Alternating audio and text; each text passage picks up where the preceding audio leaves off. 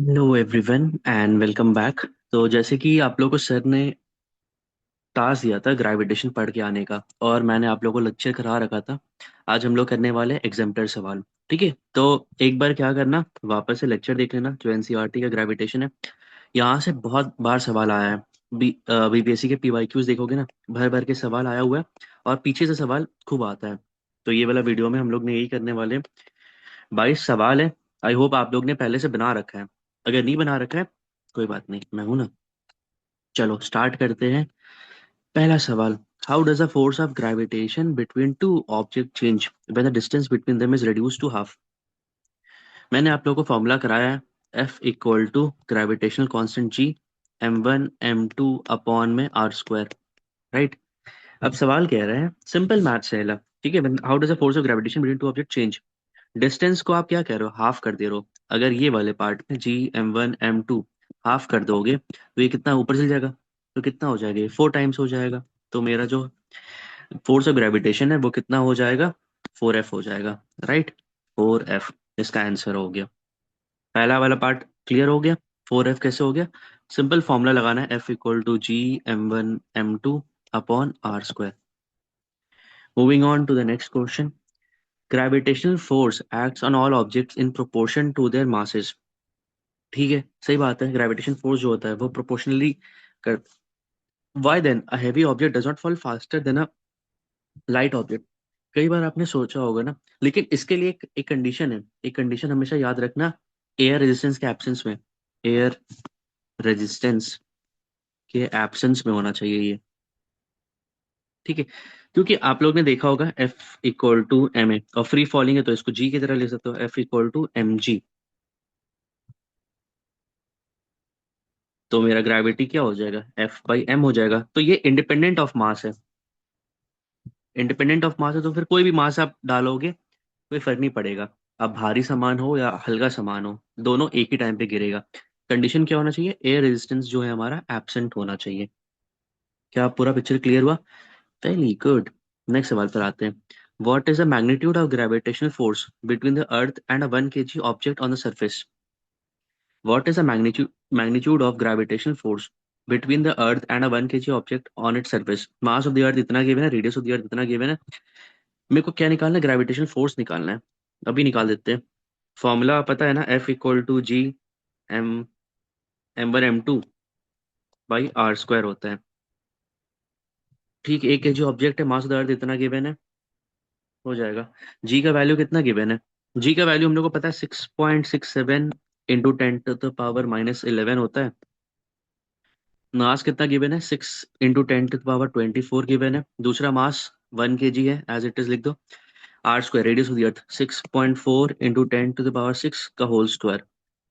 ठीक है, अब ये मैथ्स है, मतलब सॉल्व करना है। एग्जाम में तो ऐसे नहीं पूछेगा, कट जाएगा। चलो रुको, मैं कैलकुलेशन करके दे देता हूँ। ठीक है, रुक जो मैं कैलकुलेट कर देता हूँ। 6.4 × 10 to the 6 किए होल स्क्वायर, ये 12 आ गया ऊपर। 12 से ये काटा 24, और ये आंसर कैलकुलेटर से करने पे आ रहा है 9.8 न्यूटन आ रहा है। ठीक है, ये वाला इसका आंसर है 9.8 न्यूटन। ठीक है, कैलकुलेट कर देना। ये तो बोर्ड्स एग्जाम में पूछता है, ये सब सवाल पूछता है। आप लोग ये नहीं पूछेगा, बट फॉर्मूला बस याद कर लेना। फॉर्मूला क्या है, F equal to G m1 m2 upon R square. ये फॉर्मूला इंपॉर्टेंट है। ठीक है, नेक्स्ट सवाल पर आते हैं।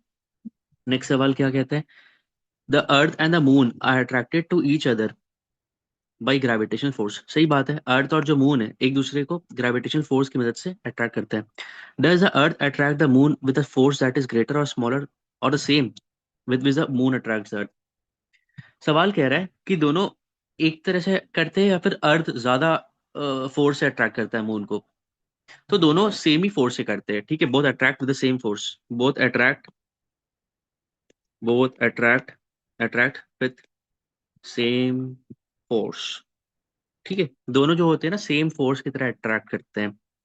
ऐसा नहीं है कि ये ज्यादा करता है वो कम करता है। राइट। चलो नेक्स्ट सवाल पर आते हैं। तो हम लोग ने 4 सवाल कर लिए, पांचवें सवाल पर आते हैं। If the moon attracts the earth, why does the earth not move towards the moon. If the moon attract करता है अर्थ को, तो अर्थ क्यों नहीं मूव मून की तरफ अट्रैक्ट कर रहा था बचपन में। देखो, होता क्या है ना, अर्थ का जो साइज है ना, मैसिव है। मास बहुत ज्यादा है, अर्थ का जो मास है, साइज कह सकते हो। ठीक है। वो मूव करता है, ऐसा नहीं है कि मून की तरफ नहीं अट्रैक्ट करता है, अट्रैक्ट करता है, जाता है, लेकिन इतना नेग्लिजिबल होता है ना कि दैट इज नॉट क्वान्टिफाइड। समझ में आया? इतना ज्यादा साइज है, अर्थ का साइज है। वो मूव करता है लेकिन वो नेग्लिजिबल होता है। राइट। चलो, नेक्स्ट सवाल पर आते हैं।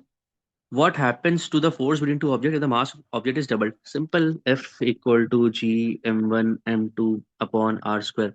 मास डबल, तो फोर्स हमारा क्या हो जाएगा? फोर्स बिकम हमारा डबल हो जाएगा। Distance between object is double and triple. देखो, डबल करोगे, 2r का होल स्क्वायर करोगे, ऊपर जाएगा 4f हो जाएगा। 3 करोगे तो ये 9f हो जाएगा। Right. Mass of the object अगर डबल करोगे तो मास ऑब्जेक्ट को डबल करने पे वही हो जाएगा, 4f हो जाएगा। सिंपल है, यही वाला फॉर्मूला से देखो सारा सवाल बन जाएगा आपका। इंपॉर्टेंट फॉर्मूला है, इसको याद करना। और इसका वैल्यू कितना? 6.67 × 10⁻11 newton per metre square. What is the importance of universal law of gravitation? ले जी, सारा सवाल तो, सारा चीज तो इसी का ही है। हम लोग जो जीवन में जी रहे, सारा तो gravitation, uniform law of gravitation G का ही है। जो हम लोग अर्थ के साथ चिपके हुए हैं, अर्थ के साथ बाइंड है, नहीं तो हम लोग हवा में झूलते रहते हैं ना अभी। अभी आपका पैर जमीन में क्यों है? आपका सिलेक्शन के बाद जमीन पे नहीं रहेगा, लेकिन अभी फिलहाल जमीन पे है, क्यों? ग्रेविटेशनल कांस्टेंट एक्ट कर रहा है। उस टाइम पे ग्रेविटेशनल कांस्टेंट कम हो जाएगा और आपका जो ईगो है, आपका जो जज्बात है, वो बढ़ जाएगा जी से, इसीलिए आप फिर हवा में उड़ोगे। तो हवा में मत उड़ना। ठीक है। फिर जो टाइड्स होता है मून और सन के बीच में, तो ये सारा किसी कारण से होता है? हमारे जी से होता है। नेक्स्ट सवाल है, what is the acceleration of a free fall? Free fall का एक्सेलरेशन क्या है? What is acceleration of a free fall? G वाला यही तो है हमारा, जी इक्वल टू जो 9.8 मीटर पर सेकेंड स्क्वायर होता है, यही तो हमारा हो गया। ऊपर अगर जाएगा तो जो हमारा जो ग्रेविटी है वो, मतलब देखो ग्रेविटी नीचे की तरह एक्ट करता है, लेकिन आप ऊपर जा रहे हो तो जी हमारा नेगेटिव हो जाता है। राइट। 9 नंबर सवाल, what do we call the gravitational force between the earth and object? इसी को तो वेट कहते हैं ना, वेट कहते हैं। Gravitational force between earth and the object क्या हो गया हमारा? वेट हो गया। Amit buys few grams of gold at the poles. देखो अमित है, उन्होंने कुछ, ये है हमारा, ये इक्वेटर है, ये हमारा पोल है। तो अमित भाई साहब ने कुछ ग्राम ऑफ गोल्ड बाई किया है, कहाँ से? पोल से बाई किया है। तो आपको तुरंत याद आना चाहिए, जी इक्वल टू Gm/r²। पोल में मेरा रेडियस कम है, जिसके कारण से मेरा जी ज्यादा होगा पोल में। इसी में एक फॉर्मूला है, W = mg। अब अगर मेरा जी ज्यादा है तो मेरा वेट पोल्स में ज्यादा होगा, पोल्स ज्यादा होगा। इक्वेटर में मेरा अगर जी कम है तो मेरा वेट भी इक्वेटर में कम होगा। अब मुझे बताओ, सवाल क्या पूछ रहा है? सवाल कह रहा है कि अमित ने पोल में एक बाई किया है, he hands over the same when he meets him at the equator. अब वो अपने फ्रेंड को, इक्वेटर में रहता है, वो वहां पे बेच देगा। Will the friend agree with the weight of gold? If not, why? तो वो बोलेगा, सिंपल बोलेगा, वेरी चालाक ब्रो, यू आर वेरी चालाक। क्योंकि जी ज्यादा, वैल्यू जी ग्रेट, देखो ये लिखा भी तो है, value G greater at poles. तो W = mg, स्वाभाविक है। अगर जी बड़ा है, पोल्स में बड़ा है, तो मेरा वेट भी ज्यादा होगा। बट जैसे वो इक्वेटर में ले आओगे तो वो कम हो जाएगा, तो बोलेगा ईगड़ा बना रही है क्या बच्ची, ऐसे ही बोलेगा फिर। तो फिर हमारा क्या हो जाएगा? मांडवरी नहीं हो पाएगा। ठीक है, सॉरी। ठीक है, नेक्स्ट सवाल पर आते। Why will a sheet of paper fall slower then the one that is crumpled into a ball? ये बचपन में ही करते होगे ना, जैसे मान लो एक शीट है, थिन शीट ऑफ पेपर है, ऐसे करके, ठीक है, और उसको मोड़ मड़ोड़ के आपने ऐसे गोल सा बना दिया। तो ये जो थिन शीट ऑफ पेपर है, जो एकदम A4 शीट है, वो ज्यादा टाइम क्यों लेता है? लेकिन जब ये इसको क्रम्पल कर दिए तो ये कम टाइम क्यों लेता है? क्योंकि देखो इसका सरफेस एरिया, इसका क्षेत्रफल ज्यादा है, तो इसमें एयर रेजिस्टेंस ज्यादा लगेगा। बट ये, क्योंकि ये क्रम्पल्ड है, क्रम्पल्ड होने के कारण से इस पे एयर रेजिस्टेंस काफी कम लगेगा as compare to this. Right. तो ये एक कारण है। समझ में आया? तो ड्यू टू एयर रेजिस्टेंस, जिसका क्षेत्रफल ज्यादा है वहां पे एयर रेजिस्टेंस ज्यादा लगेगा, है ना? तभी तो लीन और पतले लोगों का ज्यादा डिमांड है दुनिया में। Gravitational force on the surface of moon is only 1/6 as strong as gravitational force on the earth. सही बात है। जो, तभी तो कहते हैं ना कि जो वेट होता है, अगर मून में, अगर अर्थ में अगर आपका 100 न्यूटन आपका वेट है, ठीक है, तो वहां पे आपका 1/6 हो जाएगा, वहां पे आप पतले लगोगे। पतले क्या, आपका वेट है वहां पे कम होगा, क्योंकि 1/6 है ना ग्रेविटेशनल। राइट। कह रहा है सवाल, gravitation force on surface of moon is 1/6। सही बात है। What is the weight in newton of a 10 kg object on the moon and on the earth? 10 kg है, तो वेट देखो mg होता है मेरा। g को मैं अगर 9.8 रखूं तो 10 × 9.8 कितना हो जाएगा? 98 न्यूटन होगा। 98 न्यूटन होगा तो मेरा इसमें अर्थ में तो 98 न्यूटन हो गया, लेकिन वेट ऑन द मून क्या हो जाएगा? 98 अपॉन में 6 करोगे। 13 6 कितना होता है? हाँ वही 16 कितना बार में होगा? 6 हो गया ना। 16 6 96। 16 6 96। 16 में कुछ होगा, ठीक है। 16 16 ये 16.3 न्यूटन, 16.3 न्यूटन होगा हमारा। ठीक है, 16.3 न्यूटन हमारा आंसर। अरे यार ये गायब हो गया क्या? नहीं, 16.3 समझ में आया ना। Very good. अब थोड़ा सा बड़ा बड़ा सवाल है ना, हम लोग को थोड़ा स्पेस चाहिए लाइफ में। यार इधर ही स्पेस दे दिया ये। खैर कोई नहीं। चलो नेक्स्ट सवाल है, a ball is thrown vertically upward. एक बॉल है, उसको वर्टिकली अपवर्ड थ्रो किया जा रहा है विद अ वेलोसिटी ऑफ कितना है? 49 metre per second. Calculate the maximum height with which rises. सरल सवाल है। After the current page. ठीक है। सवाल है, gravitational a ball is thrown vertically upward with a velocity of. देखो यार इसको मैं लेके ना यहाँ पे चिपका देता हूँ ताकि आसानी पड़ेगा मुझे।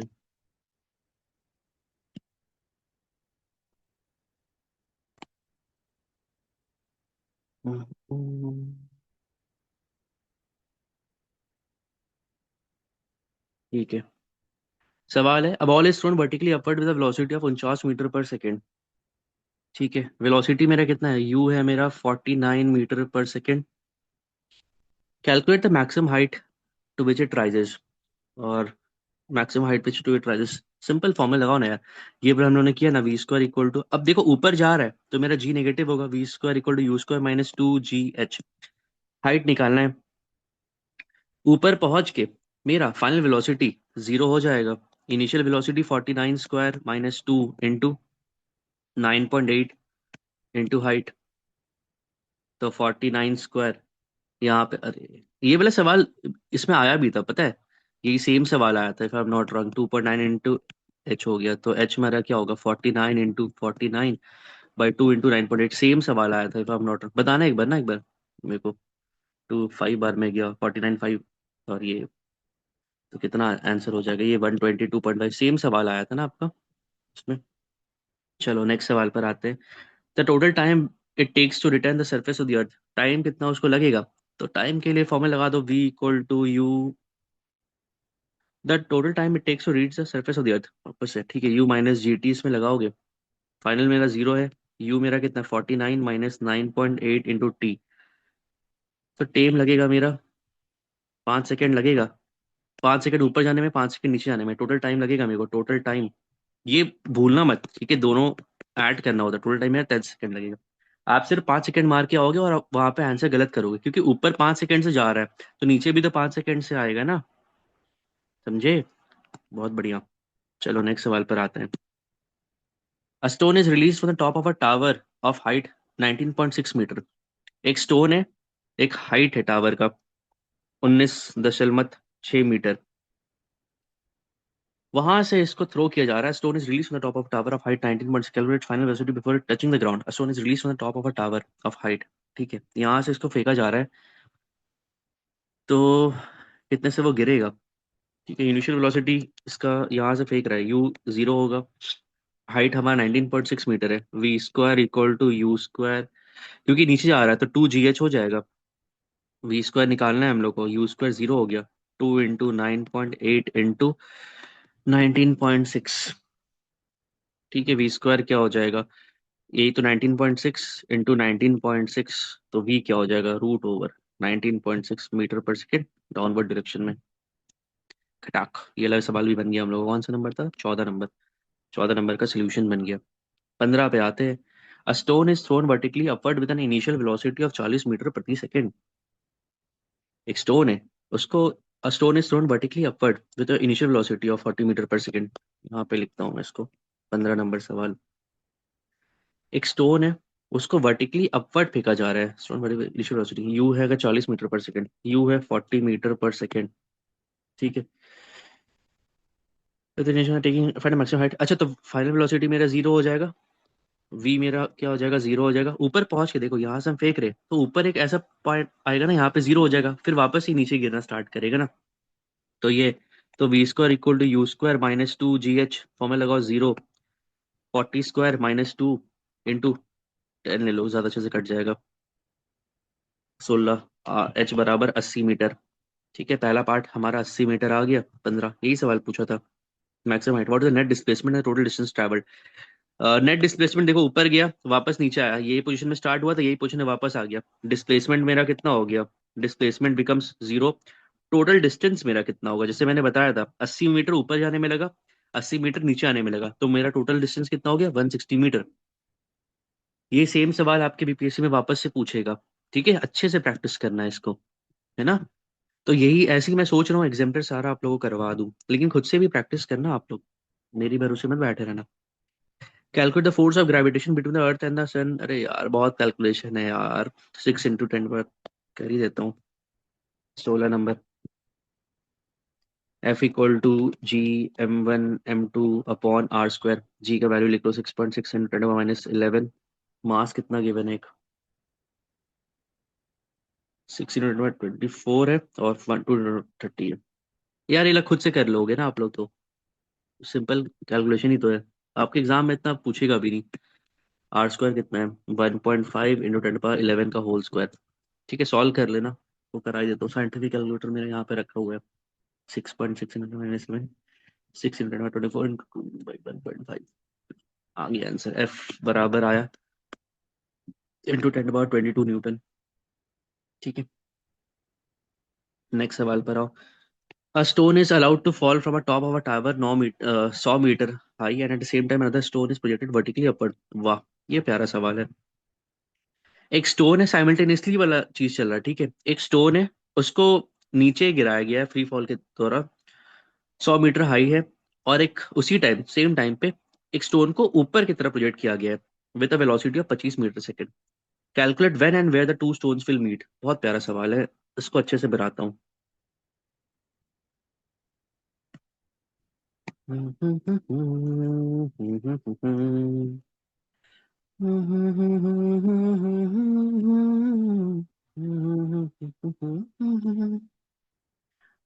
ये वाला सर, अरे यार, ठीक है, चलो। सवाल है, a stone is allowed to fall from the top of a tower 100 meter high and at the same time another stone is projected vertically upward with a ground velocity 25 metre per second. ठीक है, एक stone है, उसको आप ऊपर से फेंक रहे हो। ठीक है, एक 100 मीटर हाइट का आपका टावर है, वहां से आप ऊपर फेंक रहे हो, मतलब नीचे गिरा रहे हो, और इसी इसी टाइम पे एक स्टोन को आप ऊपर की तरफ प्रोजेक्ट कर रहे हो। तो सवाल कह रहा है कौन से टाइम में दोनों मिलेगा, राइट। तो 100 मीटर हाइट है, इसमें अपवर्ड वेलोसिटी अगर देखा जाए, allowed to and same time. ठीक है, अपवर्ड वेलोसिटी है, डिस्टेंस फॉल्ट इतना है। ठीक है, फर्स्ट स्टोन का अगर आपको देखना है, ut plus half at square. ठीक है, तो s equal to ut plus half ऊपर जा रहा है जी टी स्क्वायर। ठीक है, एस वन इसका अगर निकालना चाहोगे, इनिशियल वेलोसिटी कुछ जीरो है, एस वन क्या हो जाएगा, हाफ इंटू जी, 10 × t²। ये हो गया 5 t² हो गया मेरा। ठीक है, सेकेंड स्टोन का देखते हैं। Velocity of 25 metre per second velocity है हमारा। ठीक है, इसमें हम कौन सा फॉर्म लगा सकते हैं, v² = u² - 2 s = half eighty plus half s = ut -half at square हाँ वही लगाते हैं, s2 = ut में 25t हो गया प्लस हाफ एटी स्क्वायर।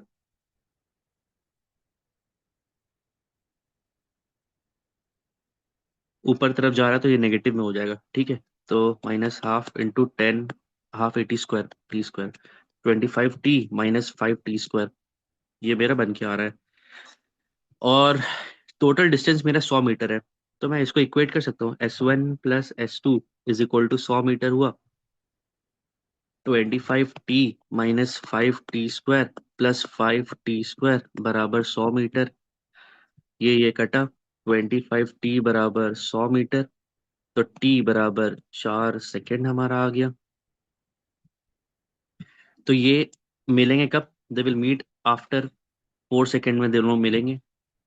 दूसरा सवाल क्या कह रहा है, calculate when and where the two stone will meet.